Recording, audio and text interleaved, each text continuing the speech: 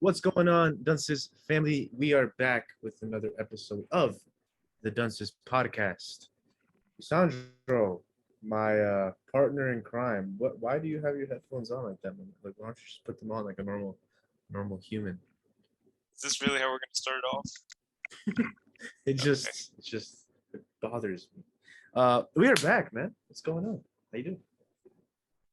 Good. Nice. You look good. No, that's I know.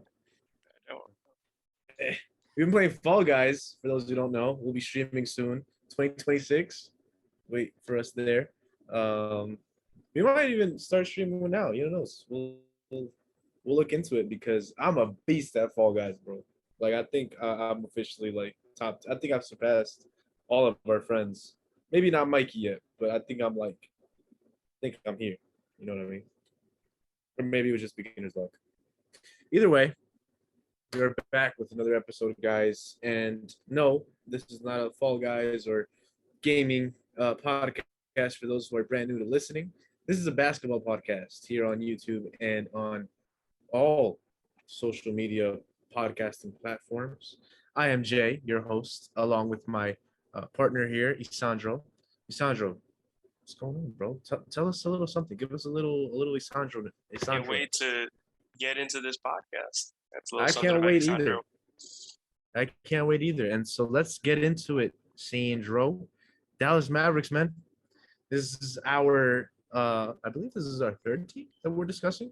I mean, technically we talked about the Hawks really, but like we're gonna get into more depth with them really soon because there's a lot more stuff that happened with Atlanta. But as of right now, we're going to be discussing the Dallas Mavericks. We've already discussed the Warriors. We already discussed the Jazz. If you haven't checked that out, those two videos will be up here, somewhere here in the ending of this video. So stay tuned for that. But for now, let's get into it. So the Dallas Mavericks, Sandro. This is a team that made it to the Western Conference Finals last season. Definitely overachieved. I mean, no one expected them to even, potentially get past the first round against Utah. Destroyed Utah without Luka for the first two games. Then went on to the Suns, who again they were facing a lot of adversity. Nobody had them winning. And then Luka said it himself. Everybody act himself when they're up, and that has gone down to be one of the greatest, most cold moments in NBA history. After he said that, they went on to win the last two games in games 6 and 7 against the Phoenix Suns. By how much? Then that was, oh my God, the average margin was like 30? Like, bro, they destroyed the Phoenix Suns. And then they went on to lose to the eventual champs in 5 games, the Golden State Warriors. Look, at that point, they shouldn't have been there in the first place, and they were. Or maybe they should have been there. We were just underestimating them. I never did. I always thought Luka Doncic was my guy. Love Luka. It's my brother. But let's get into it, man. They made a few moves this offseason. Christian Wood trade. That's pretty much it. So we'll get a few thoughts on exactly how the offseason went. Should they have done more? What else could they have done? But this upcoming season, it's really exciting. But with the acquisition of Christian Wood, Dinwiddie, getting better, but then losing out on Jalen Brunson, do you think that the Mavs actually got better or worse in this offseason? What do you think? Better. Probably sideways. Jalen Brunson was a big loss for them, but at the same time, it was an expected loss. So, yeah, they got a little worse, but they couldn't reasonably expect to keep Jalen Brunson. Yeah.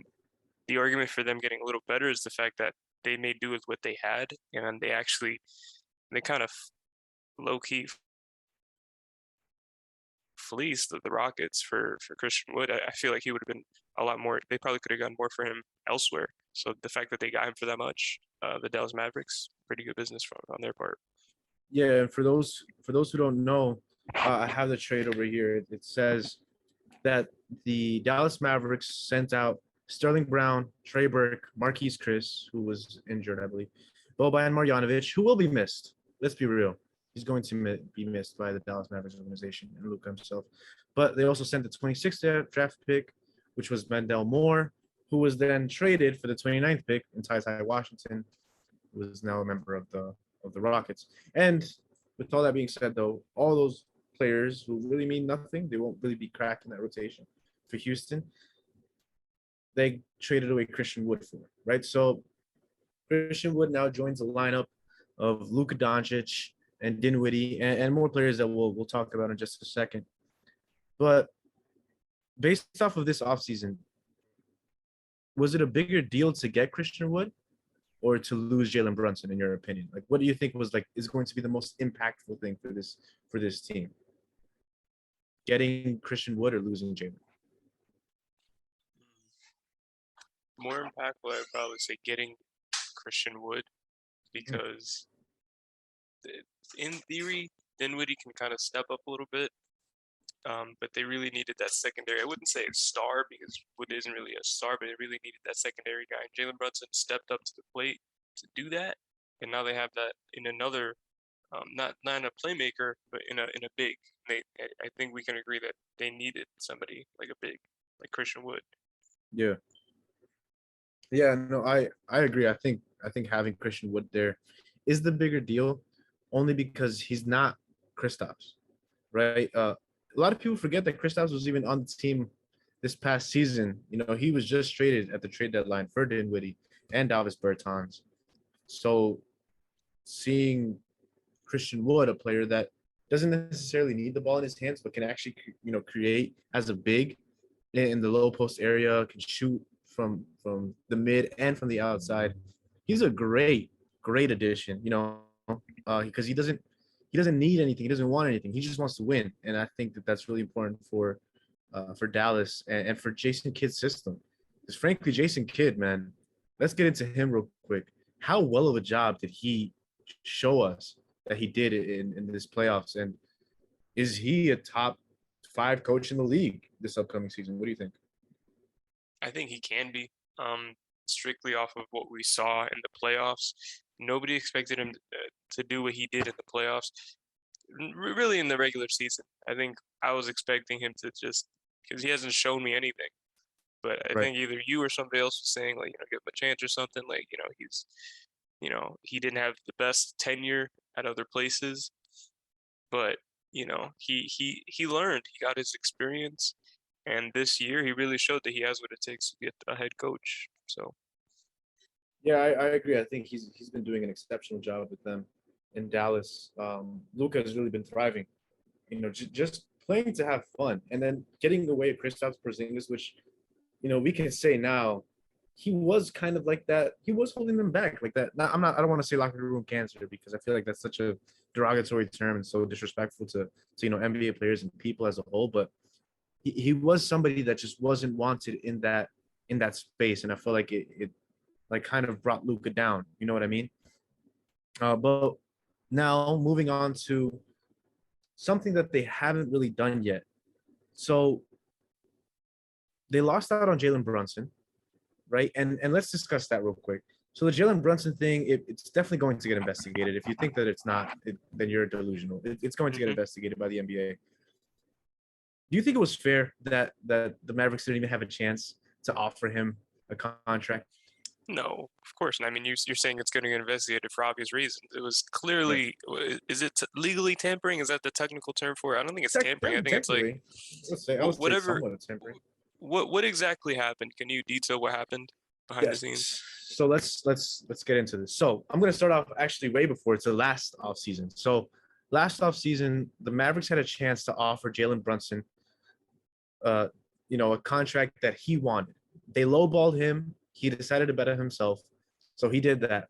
Then towards halfway, before that deadline ended, they offered him a specific amount. I believe it was 4 year or 3 years, 75 million or 60 million, something like that. Basically, it wasn't a lot of money. It wasn't a lot of money that they were offering him.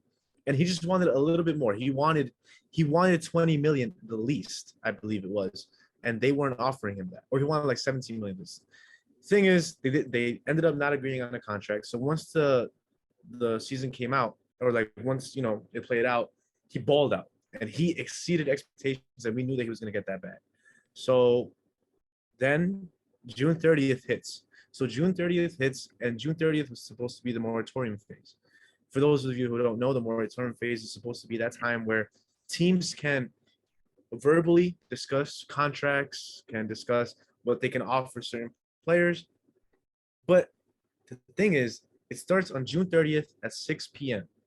Now, of course, a lot of that was like backed up because of Kevin Durant's trade request that same day around 3 p.m. or 2 p.m. for those who remember.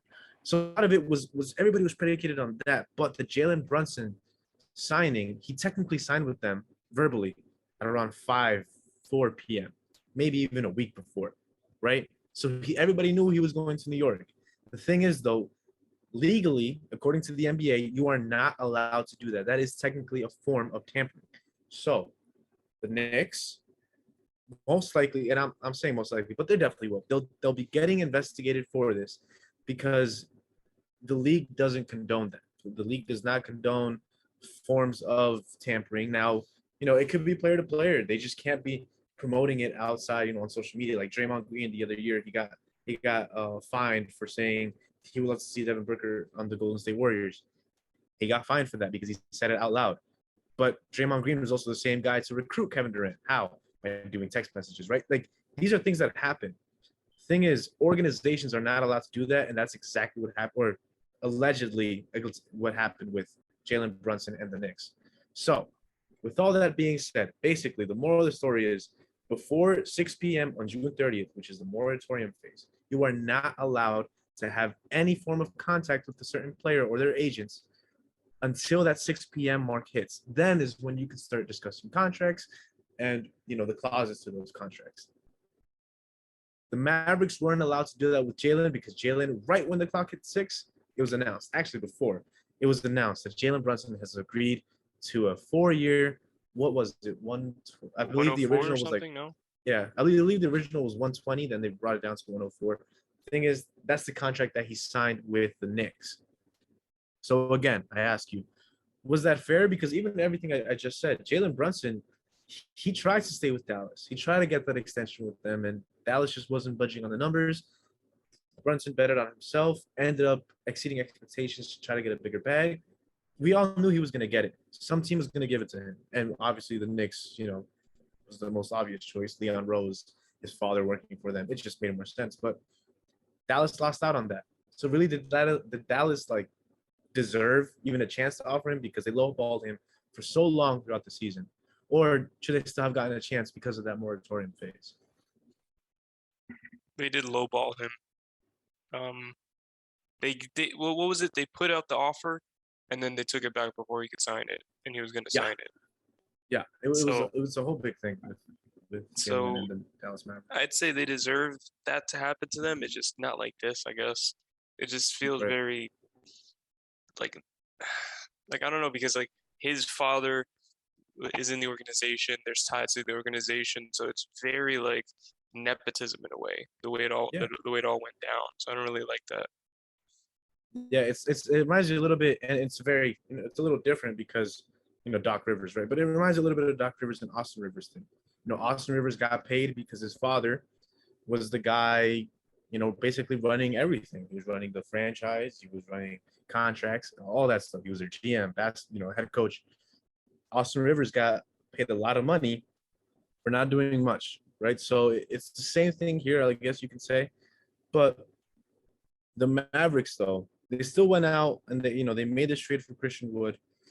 They drafted Jaden Hardy, I believe will be the steal of the draft, but that's neither here nor there. But they also made another signing, and I think this is actually an even bigger one than the Christian Wood trade or anything. They signed JaVale McGee, and I know it sounds really funny that I'm saying that's actually a bigger deal than Christian Wood, but JaVale McGee is a defensive center that can rim run, solid pick and roll player for two players that can thrive with that, and Dinwiddie and Luka having a pick and roll. And I mentioned that a lot for a lot of these guards because it's true. It is a guard league, but a guard needs a good big man to roll to the paint. It's just facts. Let's not even, discuss that. But how do you feel about the JaVale McGee pickup? And do you think he's going to complement Christian Wood and all these guys as well? Truly big. They're not going to start next to each other, but he'll. Probably. You think so? I mean, Yeah, Wood can space. Christian Wood cannot play defense. Christian Wood is a True. He's liability. definitely a power forward in that Yeah, sense. yeah. So And yeah, JaVale yeah. McGee JaVale McGee signed a 3-year, $20.1 million extension, $20 million deal with the Mavericks. Got him pretty cheap, I guess you could say. And JaVale McGee, yeah, he's on the older side. I believe he's like 33. So by the time his contract is up, he'll be 36. But he's a big man.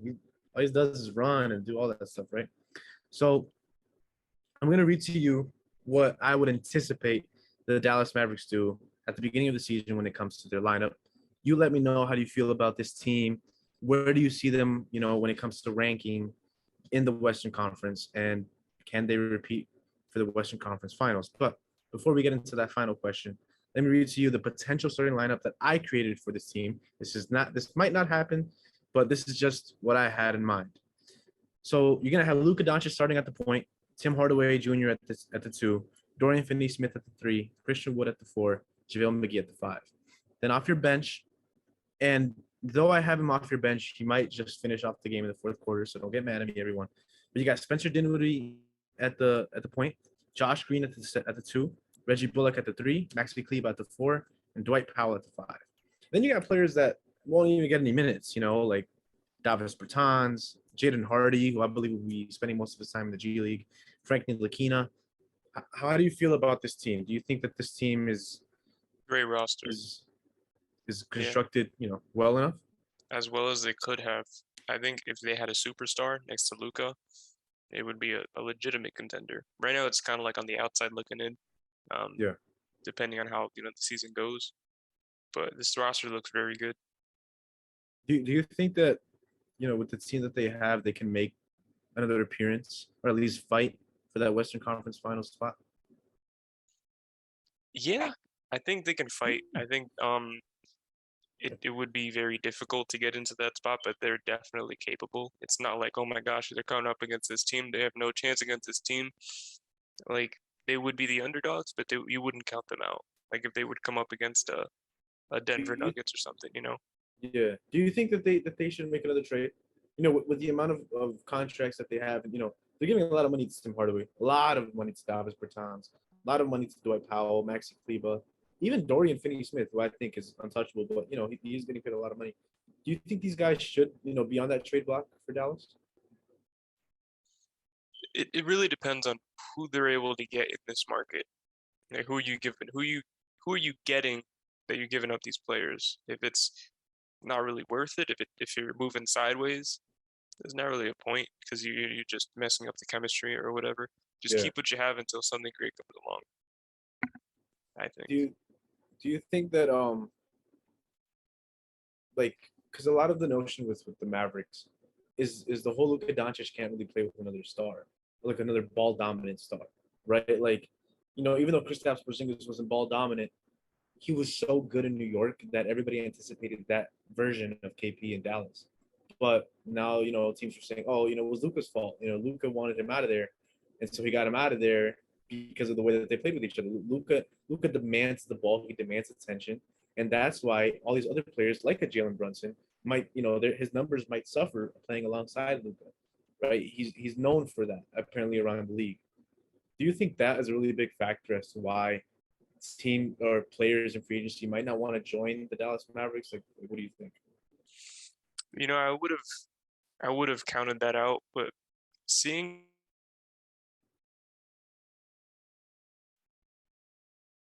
Lag there, buddy. Started off slow, he was injured, and then he just started.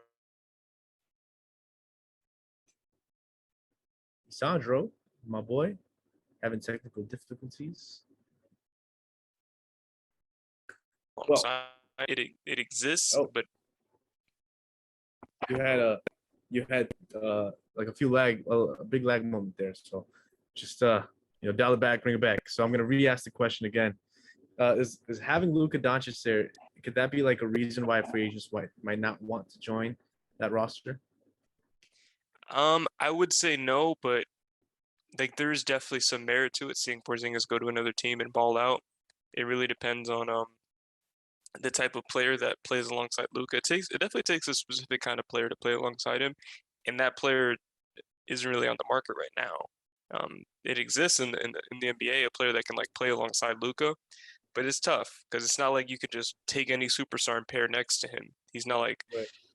like a Steph or a KD. I mean, those guys are obviously better, but I'm saying the type of players that they are, where you could just slot any superstar next to them and they'll make it work. It's just his Right. game is different. And do you think that let's say there was a player on the market, a player that you would think would work really well with Luka? Who is that player though? Like who is the first person that comes to mind that you're like, oh, this guy would be perfect alongside Luka? And I'm Like talking star. I'm talking star. Like I'm talking like not a sub star, not a second, not like a random. No, I'm talking like superstar player in this league that you could say, oh, if this guy was on the market, get him to Dallas to play alongside Luka. Like who is that player? um, probably Steph Curry, to be honest. I mean, defensively it'd be Damn. terrible, but you got somebody Yeah. off ball who could also facilitate and play. I mean, I don't got to talk to you about Steph Curry. There's other players too that are probably more interior focused, and Luka can kind of space. Players that have been ball dominant, like a Jimmy Butler, but they don't need to be to do their damage. Those I was type thinking that the Jimmy too. players of that ilk would fit perfectly alongside Luka, but like we're saying right now, like those players are not available, and it's like Yeah, they're when are not they ever available. going to be Right, right. available? Like Yeah. And the players that become available are the ones that aren't going to be, working too well with Luka, I think. yeah. Do you think if the Mavericks didn't, trade for Christian Wood, do you think John Collins would have worked out with him? I don't think he's secondary superstar material. I Hmm. think Christian Wood is definitely better for that team. Because John Collins isn't, he's not good enough defensively to justify.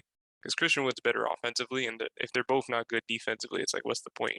Just give me Christian Wood, Yeah. And Christian Right. Wood Yeah. can definitely still develop. I'm not saying John Collins can't, but it feels like we're seeing a lot of, oh, he's not getting the touches he wants, this and that. But maybe this is all we've seen of him. Maybe this is all he's got. Meanwhile, Christian Oh, Wood, he he's been is. on a Yeah. bad team, and now he's going to be on a good team contending. Like we Yeah. might see, we maybe we haven't seen like all that Christian Wood has to offer. So definitely see Wood. Yeah. I agree. I think that Christian Wood is a good addition. I just wish another player was, I wish Luca would have somebody else alongside him that can like be that star that's like, all right, Dallas is definitely making it, or at least definitely has a better chance to not be counted out, be in that top three, top four of the Western Conference, which I still think they can do with this roster.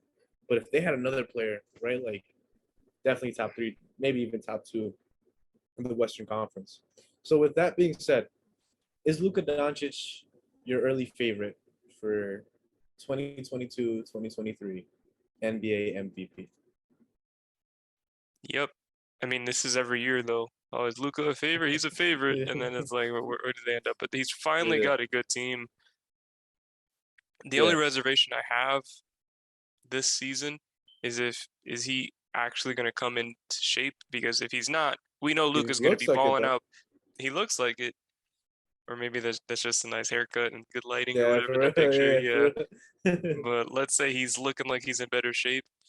He might be dangerous, but Yeah. he might just do the tried and true, come in out of shape, start off the season slow, ball out by the playoffs. It's worked before. I mean, it's not going to Yeah. get you an MVP, but yeah, I mean, maybe he doesn't want an MVP. Maybe he wants to contend this early in his career, which is commendable. Right. And with let's say like he does come into shape, right? Like he's in the Western Conference. Will he get more votes than LeBron James for the All-Star game starter, captain? What do you think? If he's having an MVP level season, probably Over not. Braun. Over The thing all is, right, good. Yeah. it's assuming that Braun is still also having a good season. I mean, last Yeah, year no, that's LeBron true. had That's true. 30. Obviously, he's not going to drop 30 and 6 and 7 again, but he's probably still going to ball out again. So he'll probably get those Yeah. votes. And do you think Luca is officially, and I know I'm getting into a bunch of Luca stuff now because I was just reading a stat the other day. Luca has more all NBA first teams than some of your favorite players. Dwayne Wade, John Stockton, Dennis Rodman, Russell Westbrook. So many legends. And you know how old Luca is? bro, Luka is entering what 23, about to be 23 years old, and he has more than Dwayne Wade All NBA first team selections. Like that's baffling, bro. It's Luka Doncic is in his prime right now and has so much more ahead of him. Like we look at Giannis and we're like, oh, he hasn't even hit his prime yet, and they're right, he hasn't. Giannis is the best player in the league, hands down. But Luka is in his prime right now, and he's going to be in his prime for the next 10, possibly 13 years because he doesn't rely on athleticism. He relies on just pure skill, pure talent. Is Luka Doncic a top 5 player in the NBA as of right now? What do you think? I'd say touch and go tentatively top five. Depends on injuries, the seasons that Injuries certain aside, people injuries have. aside. No. Injuries aside, injuries Injuries aside. aside, but the seasons that certain players have, because the list is always moving. Can you say that the MVP candidates every year are No, top five no. players? But Oh, you're right. we can say like he's definitely either in there or he's very close. Like after Steph, Giannis, LeBron, and KD in no particular order, there's an argument for who's in that fifth slot. Is there no? I think it's Luka. I mean, I get the Jokic, I get the Joel Embiid, but I think Luka is just so But the thing is, he good, bro. hasn't even been in top. He starts off the season in MVP considerations, but those guys are actually vying for the MVP trophy, and Right? No, they're you're right. having similar impacts on their respective teams. So I'm not saying that they're definitely better than Luka, but they have more of a case for that fifth spot. It reminds So me of like the Kawhi conundrum. Like Kawhi is so like hyped before the season, doesn't do anything during the season, and then once the playoffs come around, he's a top 2 player in the league. Like Kawhi is that good. The same thing is with Luka right now. Crazy thing is though, Luka is 22, 23, bro. Like Luka has so many MVPs ahead of him. It's insane, and it's so beautiful to watch. Basically LeBron passing down that torch to Luka because, frankly, I think that's what's going to happen. I don't think it's going to be Giannis's league. I don't think it's going to be Zion's league. I don't think it's going to be any of the other guys, even John Morant. I think it's going to be Luka Doncic league, and we are all just waiting to see how great he's going to perform, especially this upcoming season with a solid roster alongside him. But Dinwiddie is no scrub. He showed in the playoffs that he was doing really well. Maybe not against the Warriors, but against these other guys, he really showed up and stepped up. Christian Wood, bringing in a player that has lost so much these last 2 seasons in games. I mean, now he's going to be, put in a situation where, they want him to win, they want him to thrive, and they want him to play well. So I'm really excited to see what this kid can do with Luka Doncic and this roster. With all that being said, though, man, if you don't have anything else to say about the Mavs, no, do you? I do want to go off of what you were saying about Luka there. Like that it might be his season. I mean, it might be his league soon. I definitely Right. agree. Like those kind of players, you watch them and you feel something different. Just like there's something different. Like yeah, KD is good. Like yeah, Giannis is good. But that feeling you get when you're watching a prime LeBron James take on an entire team, when you're watching a prime Kobe do what he's doing to like a Boston Celtics team, there's not many players that give you that feeling. Like you feel Bro, like you're watching something amazing, like you're watching history. And I what feel like Luka Luka's did, probably the only guy who yeah, in the league you could watch and he'll be like, yeah, you'll get that what feeling. Luka did to the Suns, that was the most beautiful. It's like it was artwork in motion. Like Luca just absolutely destroyed. He took the hearts and soul of those guys in Phoenix like it was nothing, bro. Like Luca is so Hmm. phenomenal at this sport, and he does it all being fat and out of shape. Like these guys from Europe are really a different breed, bro. Him and Jokic, Different gravy. bro, they Yo, are I don't know how they would be on the same team. I'll be honest with you. I like hearing that stuff, but I feel like they're both really ball dominant. But that's a whole separate topic. But I think that how ball dominant is Jokic though? Jokic is ball yeah, dominant out of necessity. Jokic. Yeah, you're right. You're right. I I mean, think these we'll past two we'll seasons definitely he's get had a into that. major team, Yeah, we'll definitely get into that for when we do the the Nuggets. the Nuggets team, which I'm really excited for because they do have a good squad. But overall, guys, our final thoughts on this Dallas offseason. I'm gonna give it an A. I'm gonna give it an A. They got Christian Wood. Actually, no, I'm gonna go with a B. B. Yeah, let's go with a B. Only because the Jalen Brunson stuff, it does suck losing him. No, but you got Christian Wood, you got JaVale. I'm really excited to see what this team can do. They definitely have a lot of options when it comes to contracts that they can trade. Um, what do you give them for this offseason? This offseason, I give them an A. Nice. It was not a yeah. They couldn't do anything about Jalen Brunson, but they got Christian Wood for I agree. scraps. Yep, Yeah, good offseason. it's good, and it's exciting to see that the Dallas Mavericks are doing something for one of their better players. Dirk's probably pissed off that they didn't do that for him back in his heyday, but at the same time, Luka's doing it Didn't for they him try too, though? dog. I feel like they They tried. tried. They tried. Yeah. But now they're trying a little bit more with Luka because they can. Because Luka, I will say this about Luka. He does have to try to be more engaged in within the conversation with the front office and stuff. Because this is your team, bro. You gotta remember, like that's how the NBA works, man. Like they look at that stuff. They want to see you engage with that team and trying to see who you guys can bring in to help you, man. Because this is gonna be your league, bro. This is your league, if I'm being honest. But this is definitely going to be your league really, really soon. So you got to step that up within your organization. But overall, Isandro, overall Dunce's family, please like, subscribe, and hit the like button down below if you're watching us on YouTube. Please share us on all your social media platforms, Instagram, Twitter. We're on Spotify, Google Podcasts, Apple Podcasts, all podcasting platforms. Please share us to your fathers, mothers, grandmothers, sisters, brothers, cats, dogs, all the other stuff. And we're going to leave you all with this. Peace.